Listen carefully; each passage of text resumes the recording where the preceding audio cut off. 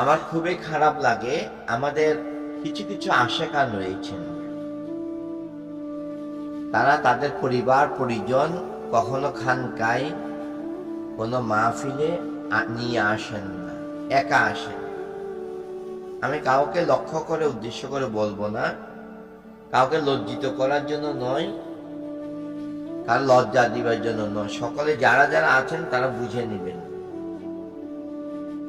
আমাদের ইমানি দায়িত্ব। আমার কলবে ইমান আসছে, আমার পরিবার পরিজন স্বজন রক্তের বন্ধনদেরকে ইমান দেওয়া।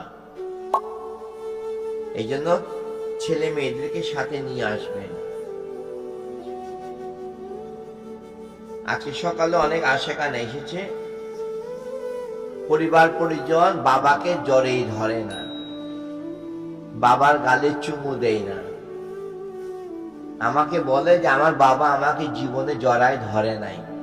এর চেয়ে লজ্জাজনক কথা আর একটা হতে পারে না। আপনার সন্তানকে আপনি জড়াই ধরেন না, আপনার সন্তানের গালে আপনি চুমু দেন না, এর চেয়ে আর লজ্জার কথা আর থাকতে পারে না। এটা আপনার বাগানের ফসল, আপনার গাছের ফুল এবং ফল, এর সাথে যদি আপনার রুহানি কানেকশন না থাকে, কবরে গেলে কি থাকবে? একটা গাছের ফুল বা ফল যদি খারাপ হয়, মানুষ কখনো বলবে না ওই ফুলটা বা ফলটা, গাছের ফলটা খারাপ। মানুষ বলবে গাছটাই খারাপ, গাছটাই খারাপ। আপনার বাগানের ফল বা ফুল আপনার নিজের তত্ত্বাবধানের কারণে, আপনার অবহেলার কারণে এগুলো নষ্ট হয়ে যাচ্ছে।